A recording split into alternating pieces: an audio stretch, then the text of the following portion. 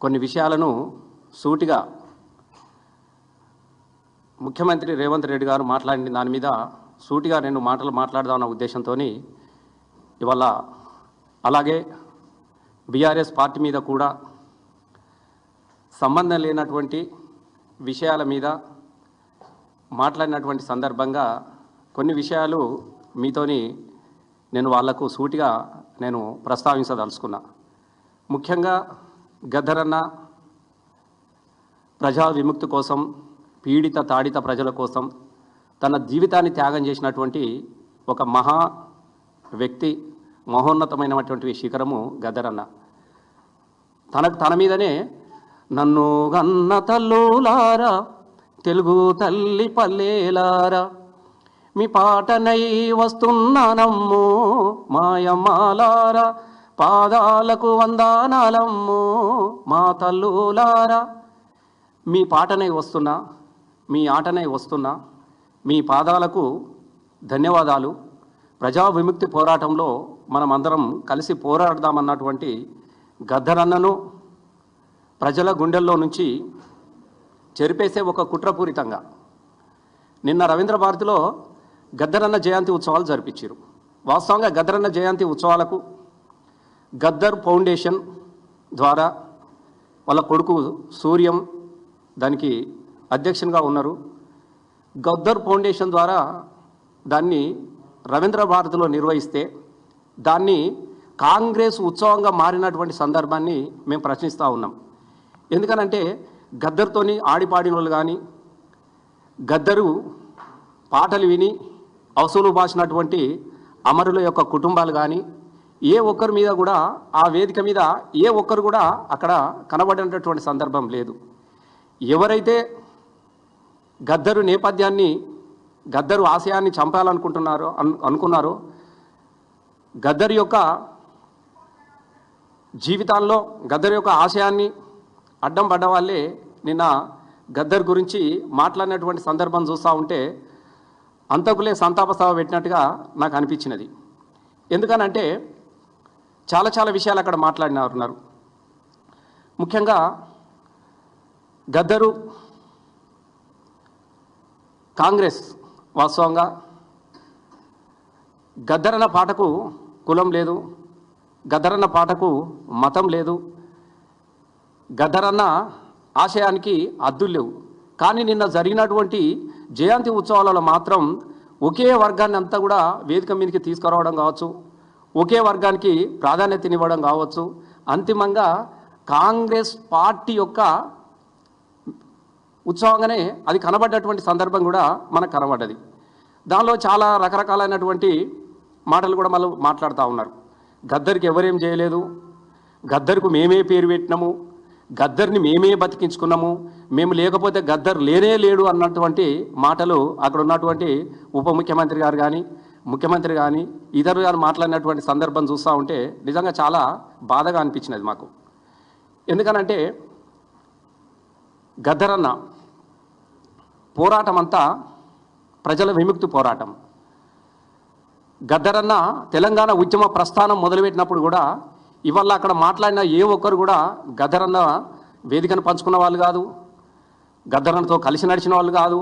కానీ ఇవాళ గద్దర్కి అంతా మేమే ఉన్నామన్నట్టుగా అక్కడ మాట్లాడుతున్నటువంటి మాటలు మాకు చాలా ఇబ్బందికరంగా కూడా మాకు అనిపించినది. ఎందుకనంటే గద్దరన్నను మేము విశ్వవ్యాప్తం చేస్తూ ఉన్నాం. గద్దరన్నని విశ్వవ్యాప్తం చేయాల్సింది మీరు కాదు. గద్దరన్న పేరుకు అనంతం, గద్దరన్న పేరు తెలియనటువంటి వ్యక్తి ప్రపంచంలో ఎక్కడ కూడా లేడు.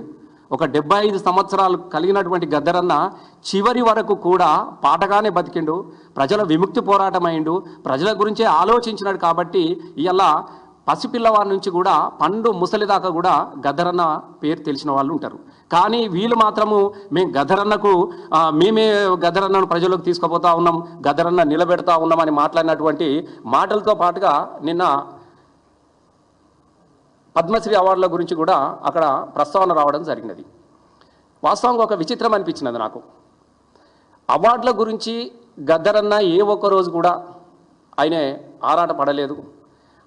అవార్డులను కావాలనుకుంటే, గద్దరన్నకు అవార్డులే కావాలనుకుంటే అసలు ప్రపంచంలో గద్దరన్నకు రాని అవార్డు అంటూ ఉంటుందా? ఏది కావాలంటే అది గద్దరన్నకు వచ్చేటియే కదా.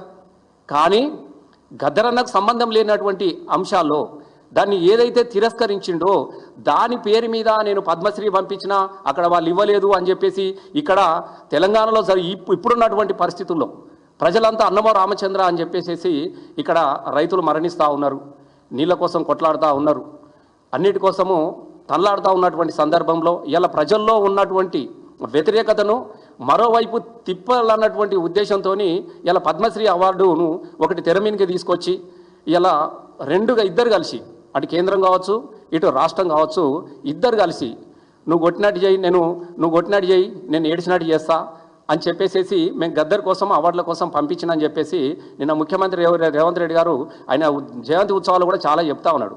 వాస్తవంగా ఒక తెలియని విషయం అంటే ఒకటి ఉండాలి. నేను పాత్రికేయుల మిత్రుల ద్వారా కూడా నేను ఒకటి తెలియజేస్తా ఉన్నా. పద్మశ్రీ అవార్డును గద్దర్ అన్న నాజర్కి వచ్చినప్పుడే తిరస్కరించినాడు. గద్దర్ గారు అజ్ఞాతంలో ఉన్నప్పుడు గతంలో కాంగ్రెస్ ప్రభుత్వం గద్దర్ అన్నకు మన నాజర్ గారికి బుర్రకథ పితామహుడు నాజర్ గారికి పద్మశ్రీ అవార్డు ప్రకటించినప్పుడు సాక్షాత్తు గద్దర్ అన్ననే నాజర్ గారికి ఒక ఉత్తరం రాసిండు. ఇది నేను చెప్పడం కాదు.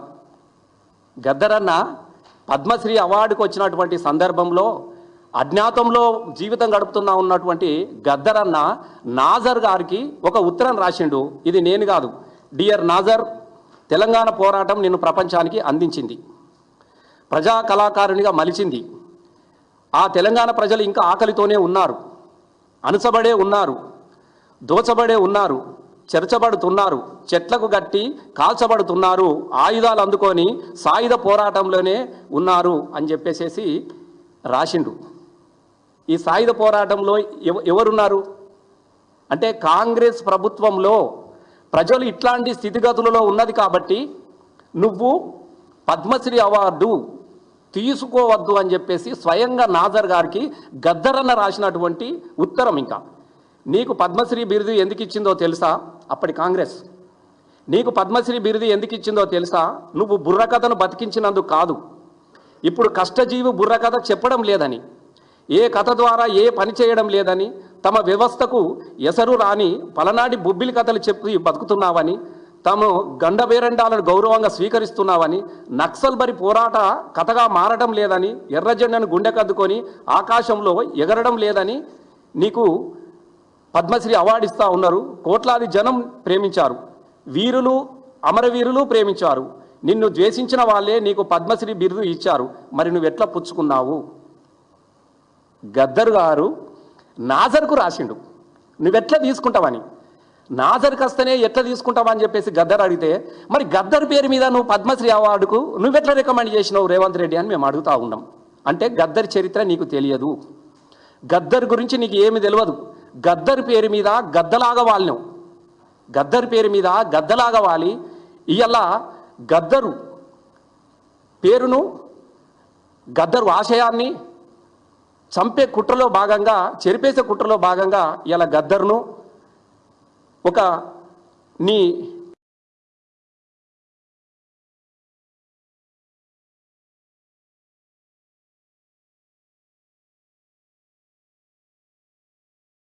నాకు ఇట్లా పరిచయం నాకు అది అని చెప్తుంటే, నిజంగా గద్దర్ ఆశయం నీకు పరిచయం ఉంటే గద్దరు పద్మశ్రీ వ్యతిరేకించినప్పుడు నువ్వు ఎట్లా పంపుతావు అని చెప్పేసి మేము అడుగుతా ఉన్నాం.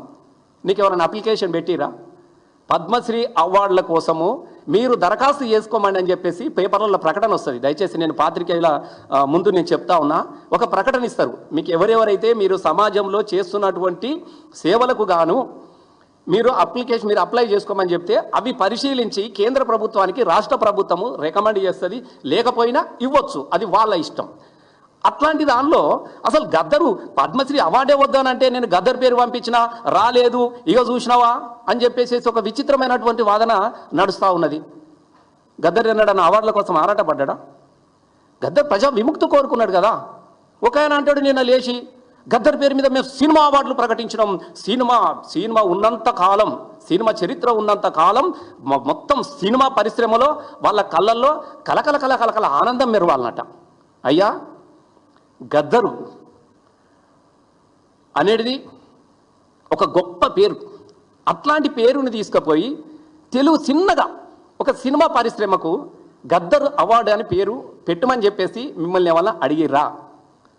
ఎవరికి ఇస్తావు? ఎట్లాంటి సినిమాలకు గద్దరు అవార్డు ఇస్తావు నేను అడుగుతా ఉన్నా. దయచేసి గద్దరు నేను సినిమా వాళ్ళు పెడుతున్నారని చెప్పి సినిమాను తక్కువ చేసో ఇదో నేను చెప్పట్లేదు. సినిమా అనేది ఒక వ్యాపారం. తన జీవితం అంతా కయ్యం పెట్టిందిరో కలర్ టీవీ ఇంటికి వచ్చి అని చెప్పేసి టీవీ మీద గ్లోబలైజేషన్ మీద పాటలు పాడింది కదా గద్దరన్న. అట్లాంటి గద్దరన్నను తీసుకుపోయి ఒక ఆయననేమో పద్మశ్రీకి పంపించినా రాలేదని చెప్తావు. అక్కడికి ఏమైపోయింది? అది వెనుకకు వచ్చేసింది. గద్దర్ను అవమానించినట్టే కదా. ఈ అవమానించింది ఎవరు? పంపిన నువ్వు కాదా అని మేము అడుగుతా ఉన్నాం రేవంత్ రెడ్డిని. అట్లాగే ఆయన సినిమాకు అవార్డు ఇస్తున్నానని ఇంకొక ఆయన అంటాడు. అసలు వాస్తవంగా నేను చెప్తా ఉన్నా, గద్దర్ అన్న నంది అవార్డును తిరస్కరించిండు. మల్లె తీగకు పందిరి పోలే, మస్క చీకటిలో వెన్నెల పోలే, నీ పాదం మీద పుట్టుమచ్చనే చెల్లెమ్మతో బుట్టు రుణం తీర్చుకుంటేనే చెల్లెమ్మ అని చెప్పేసేసి ఒరే రిక్షాలో గద్దర్ అన్న పాట రాస్తే అప్పుడున్నటువంటి ప్రభుత్వం నీదే, నీ కాంగ్రెస్ ప్రభుత్వంలోనే నంది అవార్డులు గద్దరన్నకిస్తే ఈ అవార్డు ఆయన తిరస్కరించిండు. ఆయన తిరస్కరించిండని చెప్పేసి నిన్న గద్దర్ బిడ్డ ఆంధ్రజ్యోతిలో ఎందులో వ్యాసంలో కూడా రాసింది మా నాన్న అని.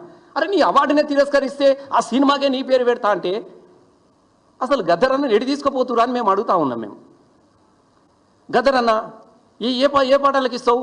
ఇప్పుడు సినిమా పాటలలో 5-6 రకాలైనటువంటి కేటగిరీస్ ఉంటాయి, మీ అందరికి తెలుసు. బెస్ట్ విలన్ అంటే కత్తులు పడిచి పొడిచడానికి గద్దర్ అవార్డు ఇస్తావా? బెస్ట్ క్యారెక్టర్ ఆర్టిస్ట్, దానిలో వాంప్ క్యారెక్టర్లు ఉంటాయి, డ్యాన్స్ ఉంటాయి. బెస్ట్ కోరియోగ్రాఫ్ దేనికి కిస్ కిస్ కిస్ బెస్ట్ పాటకు బెస్ట్ కోరియోగ్రాఫర్కు గద్దరన్న అవార్డు అని చెప్పేసి ఇస్తావా? లేకపోతే కుర్తి మరచబెట్టి కొట్టుడు కొడితే దానికి ఇస్తావా? అసలు మీకు సోయిన్నదా అని నేను అడుగుతా ఉన్నా. గద్దరన్న ఏంటిది? గద్దరన్న పేరు మీద నువ్వు దేనికి అవార్డులని పేరు పెడతా ఉన్నావు? ఏ సినిమాలకి ఇస్తావా సారు? అడవి తల్లికి దండాలో, తల్లి అడవికి దండాలో, అడవి సల్లాగుంటే అన్నానికి కొదవాలేదు, పంటాలు ఇంటికి వస్తే పండుగ చేస్తామే అని చెప్పేసి అడవి తల్లిని కీర్తించుకుంటూ అడవి సల్లగుండాలని చెప్పేసి పాటలు పాడినటువంటి గద్దరన్న అవార్డుని తీసుకుపోయి అడవిని నరికి గంధం చెక్కలుగా మార్చేసినటువంటి సినిమాలకి ఇస్తావా గద్దర్ అవార్డును? నేను అడుగుతా ఉన్నా. దయచేసి గద్దర్ అవార్డు మీద నీకు ప్రేమనే ఉంటే పెట్టేసే గద్దర్ అవార్డు. ఒక శ్రామికునికి అన్ననే పాడింది కదా, సిరిమల్లె చెట్టు కింద లచ్చమమ్మో సినవోయి కూర్చున్నవి ఎందుకమ్మో, ఎద్దోల వెనుకకు ఒక్కొక్క అడిగేసి నాట్లేసి లచ్చమమ్మో నీ నడుములే ఇరిగాను లచ్చమమ్మ అని శ్రమజీవుల మీద పాటలు రాసినటువంటి కవులకి గద్దర్ అన్నటువంటి అవార్డు. గద్దరన్న అవార్డు ఆయనతో కలిసి నడిచిన ఊరు మనదిరా, వాడమనదిరా, పల్లె మనదిరా, ప్రతి పనకమురా, సుత్తం మనది, కత్తి మనది, పలుగు మనది, పారమనది అన్నటువంటి గూడ అంజన లాంటికి గద్దర్ అవార్డు. బ్రహ్మాండంగా ఆయన పాటలు రాసిండు. గద్దరన్న ఈయన పాటలు పాడిండు. అనేక మంది ప్రజాకవులు ఉన్నారు, వాళ్ళ పేరు మీద ఒక అవార్డు పెట్టు. ఒక ఇప్పుడు నంది అవార్డులు ఇంకో అవార్డులు సినిమాలకు ఇస్తూనే ఉంటారు. కానీ దేనినైతే వ్యతిరేకించిండో వాంటెడ్లు దానిని తీసుకొని పోయి నువ్వు గద్దరన్న పేరు మీద పెట్టుకొని ఎంత విచిత్రం, అసలు విచిత్రమైనటువంటి పరిస్థితి కనబడుతుంది. ఏమన్నా అంటే చూడు దొంగలన్నట్టుగా ఉన్నది. అరే మీరు గద్దరన్న ఎక్కడో కోరుకున్నాడు, దాన్ని వ్యతిరేకిస్తే నేను సినిమాకి అవార్డు పెట్టినా ఇది కలకాలం ఉండాలని ఒక ఆయన అంటాడు. ఇక ఒక ఆయన ఇంకా విచిత్రం అనిపిస్తుంది. ఆఖరికి ఏం దాకా వచ్చిందంటే నిజంగా చెప్తా ఉన్నా, చివరికి గల్లీకాడికి వచ్చింది గద్దరన్నది పేరు.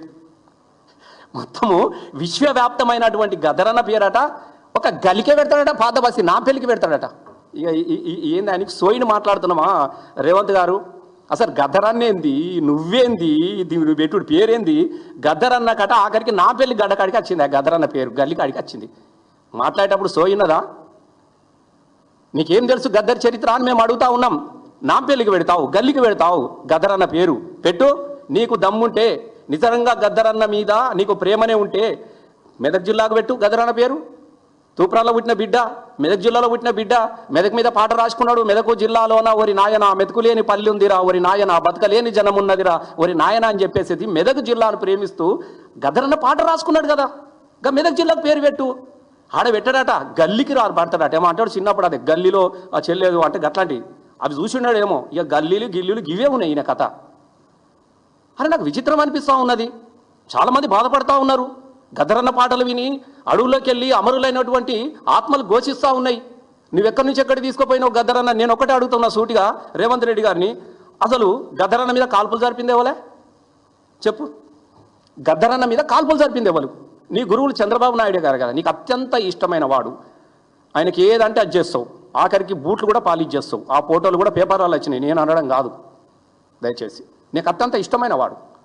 అట్లాంటి వ్యక్తే కదా చంద్రబాబు నాయుడిని గురువు గారు గద్దర్ మీద తుపాకి పెట్టి తూటాలు తీస్తే ఆయన శిష్యుడేమో అంటారు చూడు, చెట్టు ఒకటైతే విత్తు కదా. ఈయననేమో తెలంగాణ ఉద్యమంలో అదే చంద్రబాబు నాయుడిని మేము తెలంగాణ వాదులం రానియమంటే తుపాకి తీసుకొని వచ్చి మా ఆసుండని కాల్చి పడేస్తా, ఎవడడ్డం పడతారా, మేము అయ్యోని వాను అవ్వోని వాని మేము పాటలు పాడుతుంటే కాల్ చేస్తా అని చెప్పేసి ఈయన తుపాకి పట్టుకొని బయలుదేరినటువంటి వ్యక్తి రేవంత్ రెడ్డి గారు. అందుకే ఇక ఎట్లా అనిపిస్తుంది అంటే ఆయన మాట్లాడుతూ ఉంటే దయ్యాలు వేదాలు వాళ్ళు ఇచ్చినట్టుగానే ఇలా ఉన్నది. గద్దరన్న ఆశయాలు కానీ గద్దరన్న గురించి ఏ ఒక్కటన్నా నీకు తెలుసా అని మేము అడుగుతా ఉన్నాం దయచేసి. ఎందుకంటే తెలంగాణ ఉద్యమంలో ఎన్నడూ లేనోడు కదా, ఎన్నడన్నా గద్దర్తో నువ్వేమన్నా వేదిక పంచుకున్నావా, గద్దర్తోనే జెండా బట్టి నడిచినవా, గద్దర్తోనే ఎక్కడన్నా ఏ తెలంగాణ ధూమ్ధాములన్నా కానీ ఏ వేదిక మీద కానీ వచ్చి నువ్వు కనబడినటువంటి తెలంగాణ ఉద్యమంలో ఎక్కడన్నా నువ్వు కనబడ్డావా, నువ్వు చెప్పు, ఎక్కడన్నా నీ పాత్ర ఉందా? ఇలా సడన్గా వచ్చేసేసి మొత్తం ఈ ప్రపంచమంతా మాతోనే నడిచిపోతూ ఉన్నది. గద్దరన్న ఆశయాలకు విత్తనాలు నేనే, ఇంకా నయమైంది గద్దర్ పేరు నేనే పెట్టినని చెప్పలే, ఇంకా అదొకటి మిగిలిపోయింది బాంచం మళ్ళా తప్ప. అది కూడా నాకు భయం వేసింది, ఇది కూడా అనేత్తడేమని భయం అయిపోయింది. వాస్తవంగా నాకు బాధ అనిపిస్తూ ఉన్నది. నేను ఆ గద్దరన్న భార్య విమలక్క కింద కూర్చున్నది, నేను నిజంగా చెప్తున్నా చాలా బాధ అనిపించినది. చెయ్యి పట్టుకొని ఇట్లా గుంజుకొని వచ్చి మీదకి వచ్చి తీసుకొచ్చి ఇక్కడ కూర్చుని పెడితే నేను అనుకుంటా పైలోకంలో ఉన్నటువంటి గద్దరన్న ఆత్మ ఎంత ఘోషించిందో అనిపించింది నాకు.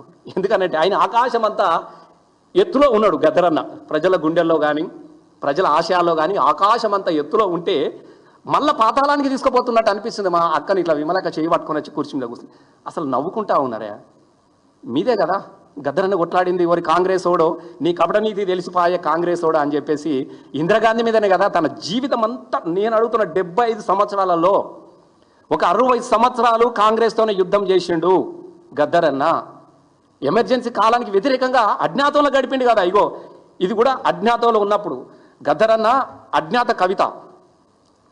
దీనిలో మొత్తం ఎమర్జెన్సీలో ఇందిరాగాంధీ మీద, కాంగ్రెస్ మీద, చెన్నారెడ్డి మీద, అందరి మీద రాసుకున్నటువంటి కవిత్వం ఉంటుంది, పాటలు ఉంటాయి. వాళ్ళు చివరికి ఒక మాట నేను ఎందుకు మీతో ఈ విషయాన్ని గుర్తు చేస్తున్నానంటే, గద్దరన్నను వాస్తవంగా నేను నిజం చెప్తా ఉన్నా, గద్దరన్నను పానంతో చంపింది కాంగ్రెస్. చచ్చిపోయినాక ఆయన ఆశయాన్ని చంపుతున్నది కూడా మళ్ళీ కాంగ్రెసే. ఎంత బాధాకరమైన విషయం అంటే తెలంగాణ ఉద్యమం కొనసాగుతున్నప్పుడు మేము గద్దరన్నను కంటికి రెప్పలాగా మేము కాపాడుకున్నాం. నేనే కదా 2006లో మళ్ళీ విడత ఉద్యమంలో లలిత కళ తోరణాన్ని తీసుకొచ్చి ధూమ్ధాములు చేసి అక్కడి నుంచి కరీంనగర్ తీసుకొని పోయి, అక్కడి నుంచి జగిత్యాల తీసుకొని పోయి, అక్కడి నుంచి సిద్దిపేట తీసుకొని పోయి, అక్కడి నుంచి జడ్చర్ల తీసుకొని పోయి నేనే అన్నెంబడి నేనే కదా ట్రావెల్ చేసినోని. అన్నెంబడి మేమే ఆయన జీబులో కూర్చొని ఆడి అలిసొస్తే కాళ్ళు నొస్తున్నాయిరా అంటే ఆయన కాలు తీసుకొని మా తొడలు మా కాళ్ళ మీద పెట్టుకొని జంతుబాం రాసిన వాళ్ళం మేం కాదా? గద్దరన్న ఆడి పాడి అలిసిపోతే నీళ్ళు ఇచ్చింది మేం కాదా? గద్దరన్న నడురా ఇక్కడికి పోదామని అంటే గద్దరన్నతో నడక నడిపించినాము మేమే కదా. ఆయన ఎట్లా కాపాడుకున్నాం మేము? ఆయన కీర్తి ఎంత గొప్పగా పొడుస్తున్న పొద్దు మీద నడుస్తున్న కాలమా అని చెప్పేసి కాలానికి ఎదురు నడిచినటువంటి గద్దరన్నను ఇలా ఒక కాంగ్రెస్ కార్యకర్తగా మలిచినవే. ఇంత బాధాకరమైన విషయం. నిన్న ఎవరన్నా అక్కడ కనబడ్డారా? ఎవరన్నా పోయిరా? మాలాంటి ఏ ఒక్కలన్నా కనీసం నీ జయంతి ఉత్సవాలలో కనీసం ఎవరన్నా వెనక ఇట్లా కనబడ్డారా? మీరే చెప్పండి. నేను ఒకటి అడుగుతా ఉన్నా, ఒలకబోస్తా ఉన్నారు ప్రేమలు. అబ్బబ్బబ్బబ్బబ్బబ్బా ఏమంటా చూడు, మామూలుగా లేదు. నాకు వాడు తుపాకి రావుడు ఉంటాడు వెనకట, రేవంత్ రెడ్డి మాటలు వింటే వాడు వెనకట తుపాకి రావుడు ఉంటాడు. మహారాజా ఇక నా పెళ్లికి మహామహులు వచ్చారు మహారాజా, చెరువులో బుయ్యం పోసిన తూముల మంట పెట్టిన మహారాజా, అన్నం తుక్కపెక్క ఉడికిందిరు మహారాజా, చింతాకులు తుమ్మాకులు తీసుకొచ్చి ఇత్తారాకులు ఉట్టి ఇద్దరికొక మెతుకు వెడుతూ ఉంటే అబ్బా అబ్బా అబ్బా అబ్బా అనుకుంటా తింటా ఉంటే దందెల్లాంటి మొలదారాలు పుట్ట దిగిపోయినాయి మహారాజా అని చెప్తా ఉంటారు. చెప్తున్నాడు గద్దరన్న గురించి అక్కడికి వచ్చి. ఇక చెప్పాడు. నాకు చాలా బాధాకరమైన విషయం చెప్తా ఉన్నా, నిజంగా చెప్తా ఉన్నా.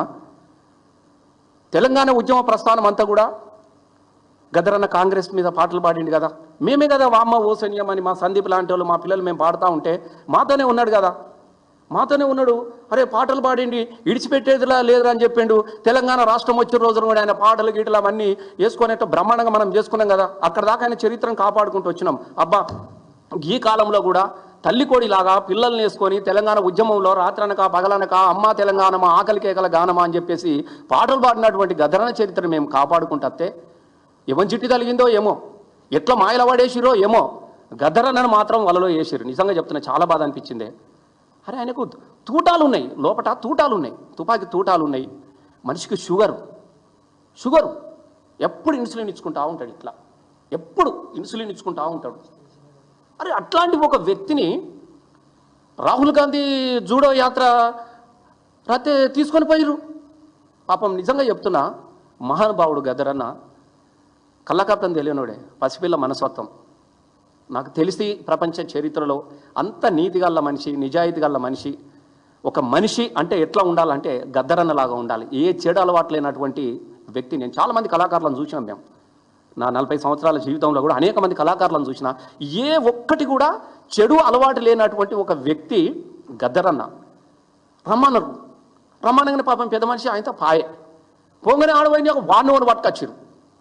అరే నీ అమ్మ, మీ అమ్మమ్మతో కొట్లాడారు నాన్న, మీ నాయనమ్మతో కొట్లాడిండు.